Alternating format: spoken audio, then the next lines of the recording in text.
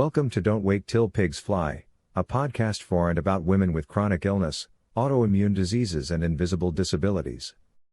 Here we share resources, accountability, knowledge and caring for each other in a way that brings hope to those who have felt a lack of value and worth due to the stigma and gaslighting around their illnesses. Ready when you're ready. Okay. All right. Hey, everyone. I'm Nancy, the founder and president of Invisible Warriors. 1 out of every 2 adult Americans lives with at least one chronic illness, often called an invisible disability. The disability community is the largest minority in the world, yet instead of feeling inclusive and wrapped in camaraderie, most of us feel alone, unvalued, and unworthy. We need doctors who understand us and colleagues and family members who believe us when we tell them something about our health. Just knowing the simple fact that we are not alone and still have much to offer can be life-changing. In this podcast, we share tips and strategies, knowledge and support. In other words, hope for those who are looking for resources to help them maintain a thriving, successful life. Do you have a chronic illness? Well, here at Don't Wait Till Pigs Fly, we have conversations that share the tools and mindsets others use to make our lives better.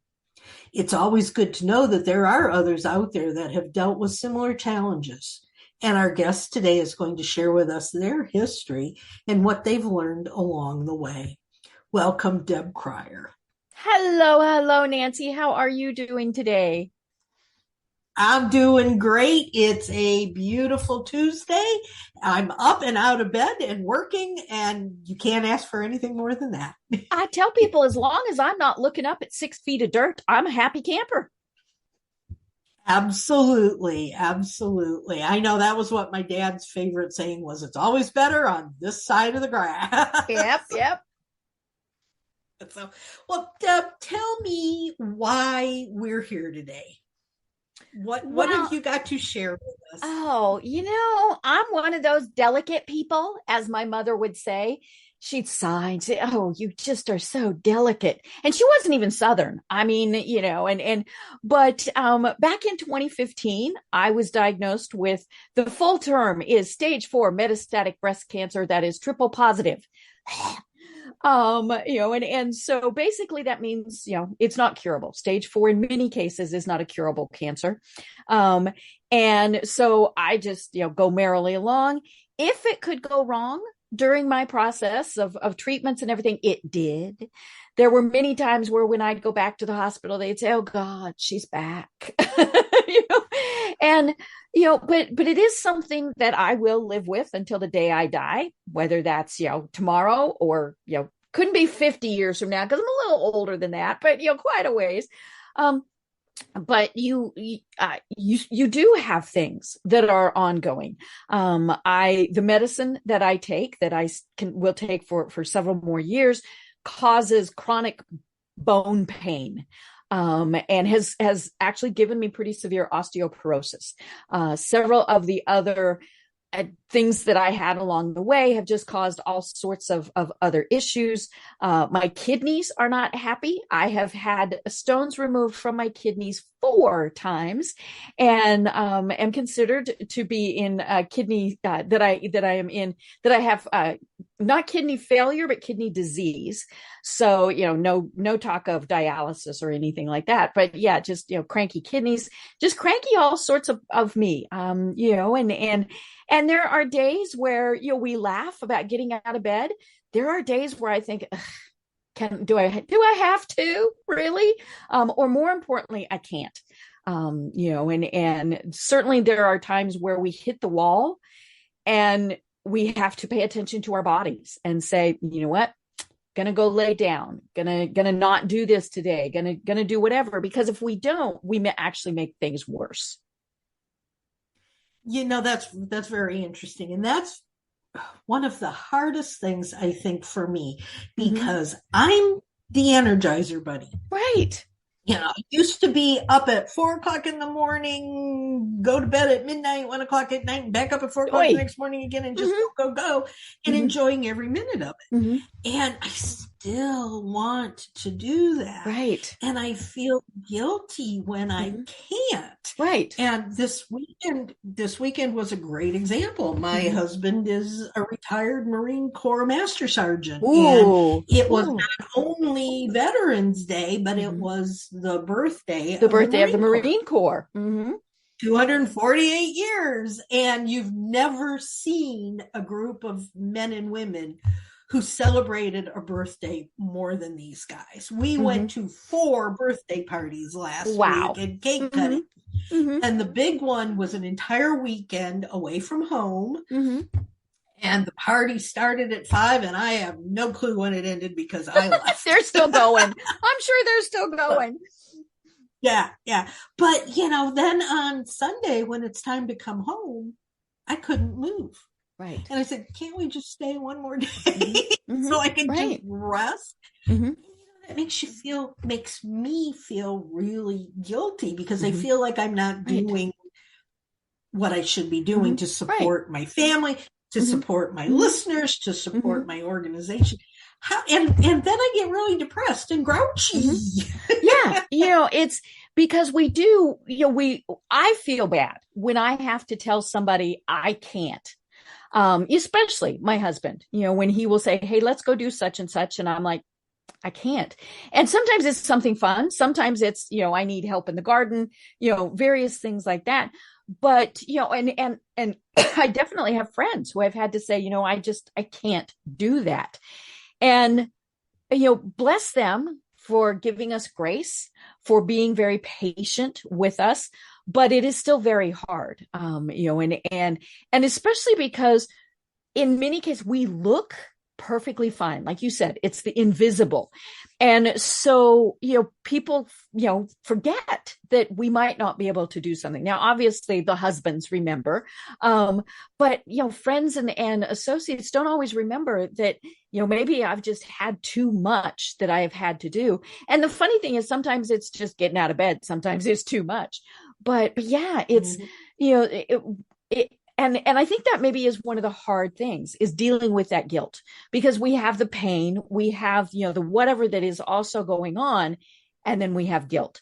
And I don't think anybody means, they never mean to make us feel guilty. They certainly don't. And if they do, well, we just ignore them. Right. But yeah, I think it's kind of one of those where, when you just say, I can't, and you see their face fall, I think that is probably one of the hardest things about all of this. Yeah, it is. And we have for years, the first weekend in December, we've had a Christmas open house where I've decorated. I love from Halloween through New Year's. I'm a kid. I just love everything about it. And we decorate the house. We do this. We send out invitations to the neighborhood, to our church, to everybody we can think of. We cater it. And it is a big deal. And Ed says, hello, next week is Thanksgiving. Are you going to start putting this all together? Wow. And I can't do it this year. I can't do it. Just, and then that makes me feel guilty. Right. But it's almost, it's not a feeling guilty because I'm letting somebody else down. It's, I really had some interesting thoughts over this weekend, both from the standpoint of being on the outside looking in on someone else who had some disabilities, and also myself in ways I've never looked at my own disabilities from. And I think it's a lot of it is I feel like I've lost myself. I'm not me anymore. I'm not Nancy. I'm some other strange person over here who, doesn't do the same things, and I miss me. Right. Does that make sense? It does. It's really funny. When you go into the doctor and they say, what's your name and date of birth? I frequently look at them and say, Anastasia Beaverhausen. But you're right. There is a different person now. And we see that, I think, especially if we're talking about Alzheimer's or dementia. I mean, you really see that shift. But that's an expected shift, and even just, the getting old and forgetful and creaky. And, I tell people, I'm the Rice Krispie body. I get up and everything goes snap, crackle, pop. But, we expect that. We didn't expect what, the hand that we are dealt.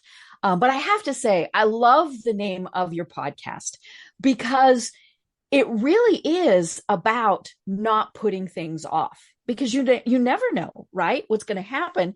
But we have to do that understanding that, okay, now this is not true, but what if I thought, okay, I'm going to run a marathon. I'm going to run the marathon tomorrow.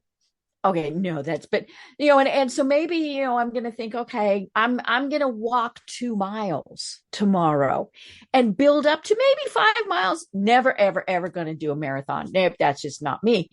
But, it is about what are we putting off when we shouldn't, and I tell people, people are always like, oh, you're always so happy. You're always so cheerful. Well, that's because that's what I put out there. I'm not going to say, oh, today's not a good day, except very rarely. I mean, sometimes I do.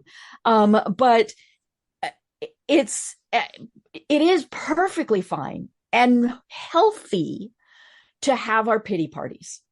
I think if we're Pollyanna all the time, then things really do come crashing down hard. But when we say, you know what, today's not a good day. I didn't tell you this in our chat. I had part 2 of a root canal yesterday. I'm still not a happy camper from that in a variety of ways. But, do you know by looking at me? No. Am I going to, all these various things. So I think it really is about knowing our limitations, but not going, I'm just going to sit here and do nothing. Do what we can when we can before those pigs fly past us. Absolutely. And I say there's probably not a day that goes by that I don't 5-10 minutes by myself where there's nobody else around. I will, usually in the shower in the morning when I'm getting my shower, I will cry. I will scream. I will hit the wall, Right. Shower's done. I walk off. I dry out. And it's, hi, everybody. Yeah. Because I sat for a year and a half after my car accident. I sat in a dark, dingy basement. We were living in the basement of my parents' home, taking care of them. And, and I couldn't get up the stairs. I was non-weight bearing. And unless they had decided to put an elevator in, there wasn't any way I was getting up and down those stairs without a lot of trouble. And I allowed myself to just feel bad for a year and a half. Right. And I said, I don't ever want to do that again. There was certainly no pleasure in that. Right. And now when somebody comes up to me and says, I'm so sorry that this happened to you, I go, don't feel sorry for me. There are things I can't do. I can't drive anymore. Right. I used to love to drive. I can't drive. I used to love to be up from hours and hours and hours. I can't do that anymore. But look at everything that I am able to do. Right. And look at the other people that I am able to help because I'm not still sitting in that basement feeling sorry for myself. Right. Well, and, I'll be having a pity party and, either a commercial for St. Jude's comes on, and oh my gosh, how can I feel bad when there's a child with cancer? Or the other is like a Wounded Warrior commercial. When I see a veteran who has traumatic lifelong injuries, again, I'm like, no, honey, you ain't got nothing to complain about. And so then we kind of pick ourselves up and off we go. Maybe a little more slowly, but it's like, okay, I'm done. Pity party, jumping off that bus now. Yeah. And I think a lot of people either, and I really haven't figured this out yet, but it seems to me because nobody wants to talk about these things. So they've either not allowed themselves to acknowledge the fact that something's happening in their bodies and to give themselves that little bit of a pity party so that they can actually move on and say, what can I do? How do I deal with this? They just keep going like nothing's ever happened, and they wind up with major issues, down the road. Whereas if they would just say, hey, yes, I've got complex regional pain syndrome. I hurt. It's not normal. The doctors don't know what to do with me, but I'm still getting by. Acknowledge it, share it with others. I think it's the stories that we tell each other and the movements and the lived experiences that we share that are going to get us through to each other. That's why I do these podcasts, is to let people know they're not alone. I know. I had posted something about my journey on Facebook one time, and most of my posts are totally public. So random people respond. And this person who I don't know responded, and he said, I have never felt so alone in my life. I mean, it broke your heart. And so I, of course, immediately responded and said, what can I do? But other people responded too. And I loved that. I mean, that was so fun to see. Now, he never responded, not to me at least. And maybe that just was what he needed that day, was to acknowledge that and then say, okay, look, total strangers want to help me. What can I do? But, let's be honest. I mean, sometimes it's easier to be in that pity party. When I was first diagnosed, I had a complication that actually put me into septic shock. Came within hours of dying, and spent over 7 weeks in the hospital, in and out of ICU, all sorts of things. And it got really easy to just lay there in that bed and not try to get up and force myself to do stuff. And, it was much easier to just lay there. But at some point, it was over the holiday season. You talk about the holidays.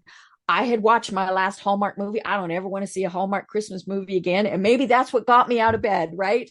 But it's the old mind over matter type of thing.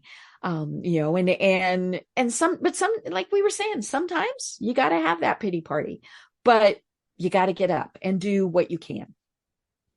Yeah.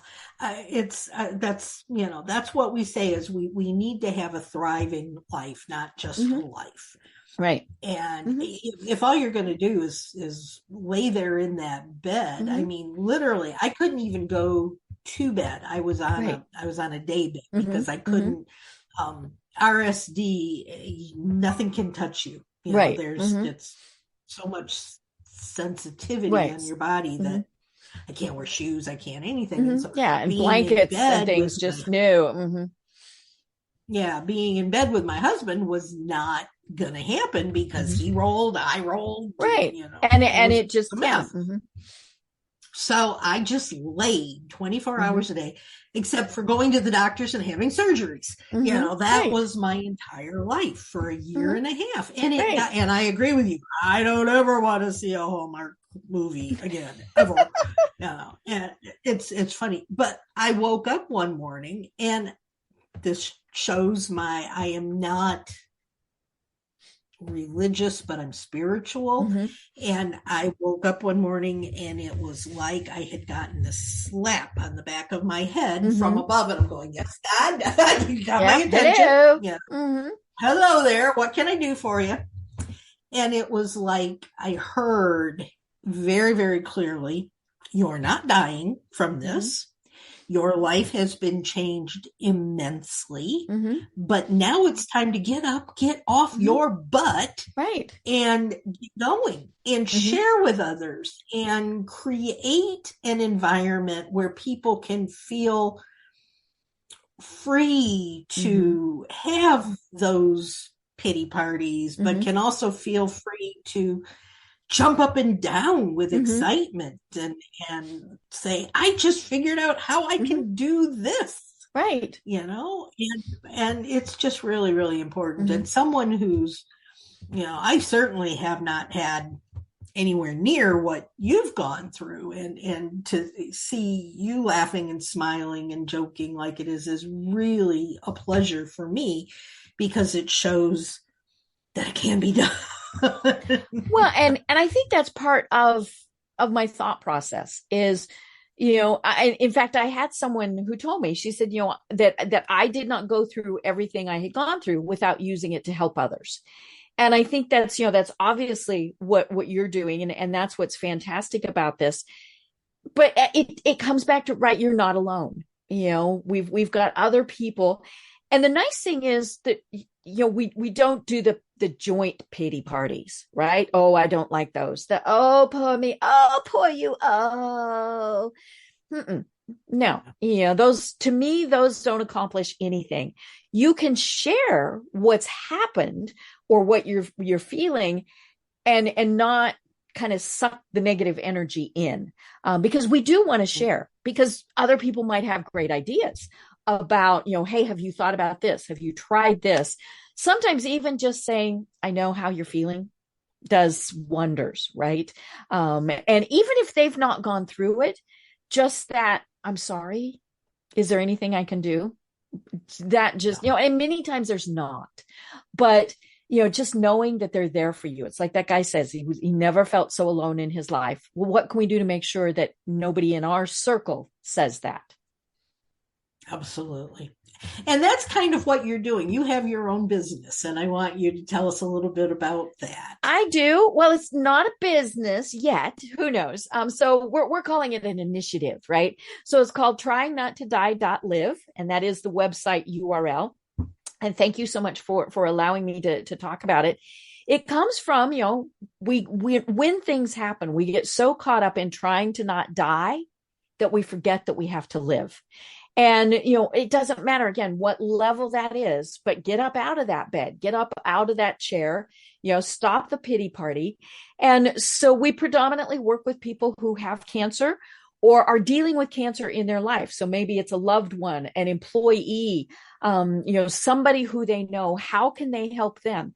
One of the biggest questions that we get are from people who, contact me and say, my friend, my wife, my coworker, my employee has cancer. I don't know what to do.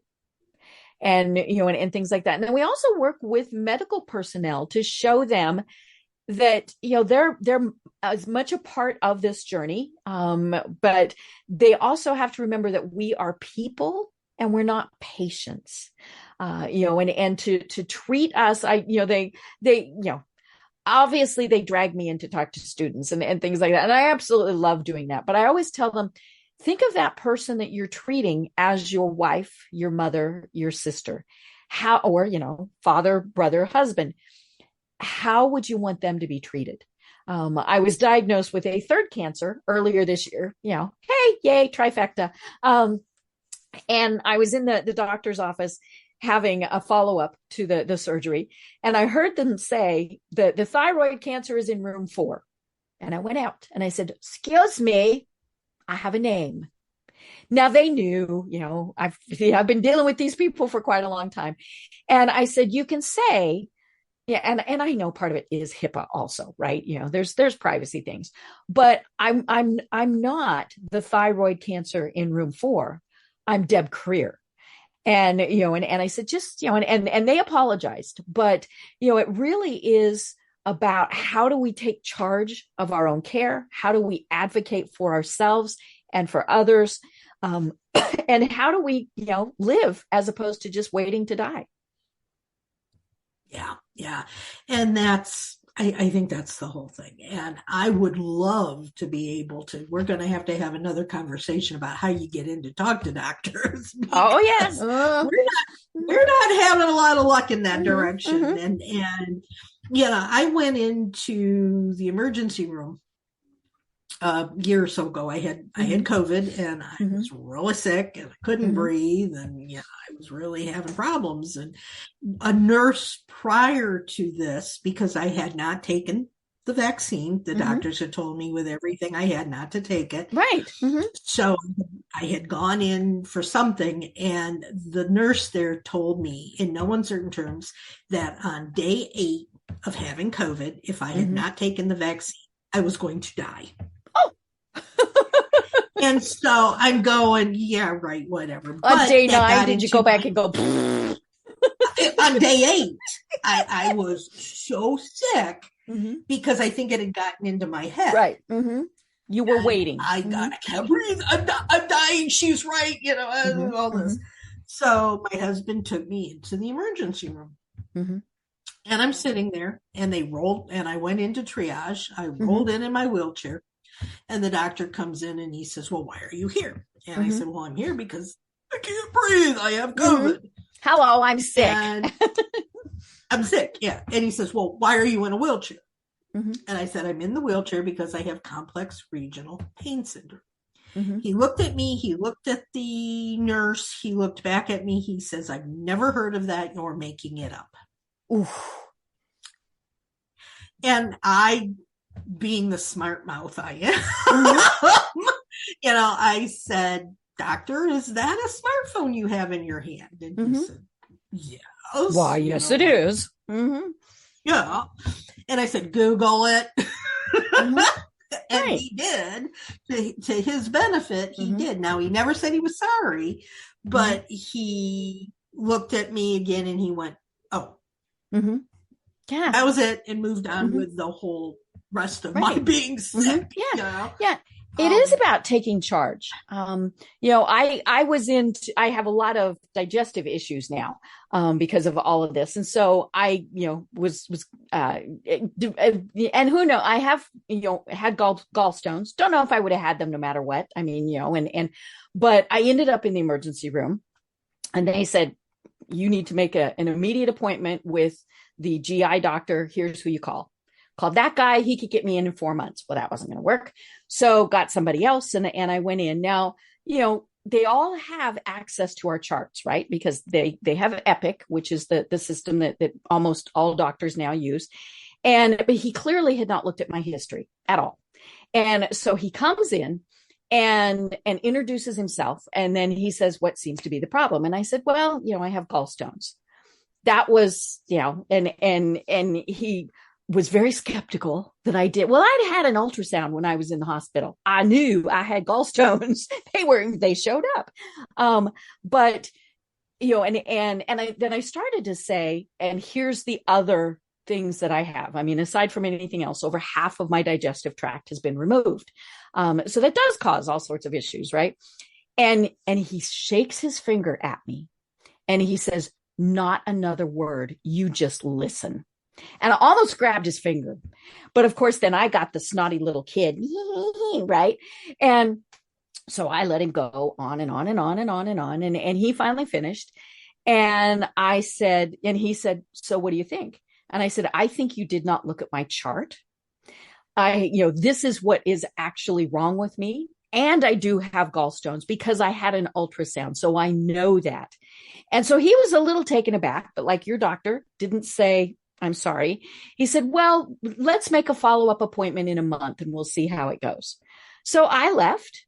I called my surgeon because I got my own surgeon. I've now, the thyroid removal surgery earlier this year was number 33, right? So I have my own surgeon. Called him, went in. He looked at the ultrasound. He said, what you doing next week? I said, getting my gallbladder out. And he said, yep. And so then I go back to that doctor. I thought, well, this is kind of fun. And so I went back to him at the month, and he still had not looked at my chart because he said, so are you feeling better? And I said, well, yes, I am. And he said, see, I told you that this would pass. I said, it passed because I had my gallbladder removed. And he was just, and I said, and I will not be coming back to see you again. And he was just, but yeah, we are the people in charge of our treatment, not them. And we have to be our own advocates. And if we're not able to, then we need somebody who is, husband, family member. We always need to take somebody with us. Oh, yeah. because we need those advocates who are also going to be our second set of ears and eyes. I tell people, when you go to the doctor and you've got the flu, you go home and you go, when was I supposed to take that medicine? When you're dealing with something long-term, chronic, serious, your brain goes, bleh, and you have to have that second set of eyes and ears. Yeah. My dad, we were living with my mom and dad. My mom passed when she was 93. My dad, 2 years later, at the age of 95, passed. He was perfectly healthy, driving everything all on his own until about 3 months before he died. Wow. But the one thing that he never did was understand what doctors were telling him when they were telling him things. Now, we had a joke because his name was Cliff. So we always went to all of his medical sessions with doctors because we did not want to get Cliff Notes. Right. Because if you've heard of Cliff Notes. Yeah, because they don't understand. They say everything's fine. Yeah. And Cliff Notes are the real short versions of books. Nope, everything was fine. Everything's fine. So we always went because we wanted to hear. And at one point, my dad was in the hospital and he did not have his doctor. He had the hospital house doctor. And we had been trying to get a hold of this guy to talk to us and tell us what was going on, because he would come in at times when we weren't there. So we weren't getting the information. And we finally wound up in the same room with him at the same time. And he's mouthing off and talking to us like we didn't know what we wanted. Well, he was this little short foreign doctor. And my husband's 6'3", a Marine. A Marine. Dude, just a little intimidating. Yeah, he had that. I have to laugh because the doctor was being so obnoxious and telling us we didn't know what we were talking about. And my husband's also a paramedic, so he knows medical, right? He had this poor guy backed up against the wall out in the hall of the hospital, and he's giving him the the Marine talking to. The doctor's going, okay. I was afraid they were going to call security on us. But you have to do that sometimes. Well, I fired 3 doctors through the course of, it just flat out fired them, not just the ones that I just stopped going to. But yeah, there were, and they were good doctors. There was, nothing, but we just weren't getting along. And I think that was, and especially when you're dealing with something long-term, you got to get along with your doctors. You need to feel as we've been saying all along, you need to feel heard, you need to feel understood. And if you're not getting that, then switch doctors. Sometimes your insurance might get a little cranky, but tell them, this is not working out. I have got to change doctors. And so, you need somebody who, they're your advocates also. And so you need somebody, now they could be gruff and grumpy but if you feel like you're getting the right treatment, then that's okay. But yeah, it just, I had one that I would say, such and such happened. And she would say, oh, this staff person was supposed to take care of that. And she never took responsibility. And finally, about the third time she said that, I said, that might be your nurse, your whoever's responsibility, but ultimately you're the one in charge here and you're falling down on the job, and I said, and I'm just not going to deal with this anymore. I don't blame you. I've got the doctors in Alabama, for whatever reason, I don't know how they're the next state over, but in Alabama, they're terrible. I've been driving to Tennessee to get to Vanderbilt and Nashville because the doctors. Oh yeah, because Vandy, of course, just has very good. Yeah, but you've got to find a doctor you're comfortable with, right? And I had a doctor for a year, and it was it's a training hospital here in Huntsville, and my doctor I never got to see. Every time I go to see the doctor, it would be a rotation from another student coming through. And I'd have to explain, because again, start over. Read the chart. You have to re-explain everything that's going on. And I finally said, I can't do this anymore. You know, and so I finally found a different doctor. So you have to be assertive. You have to be an advocate for yourself. You have to be out there working it. You know, you can't just sit back and say, well, that's what the doctor said. I guess I have to deal with this, you know. So, well, I can't believe I know we've talked for a half hour. Like you said, we got to do this again. Absolutely. Is there anything that we haven't talked about that you need to share? You know, I would encourage anyone to go to tryingnottodie.live. We have a private Facebook group that you can sign up for if you're on Facebook. It is a private group because it is a safe group. You know, we are there to provide support for each other, to listen, to share information. And so, but it is a safe place. And so I would encourage anybody, whether you're dealing with cancer or not, at some point, unfortunately, you probably will. But it's a fun group. You know, we try and keep it as light as we can. But it's, you know, an inspirational group also. So I would encourage people to go to tryingnottodie.live and then go to our Facebook group. Absolutely. Guys, you've heard, do it. Now. Oh, wait, no, listen, finish listening to this, then do. Okay. And do it. Yes. Don't shut off now, but just after we're done here. Well, thanks so much, Deb. I really, really appreciate you being on with us today, taking the time, even after a root canal. You know, that's been one of the more painful things I've had.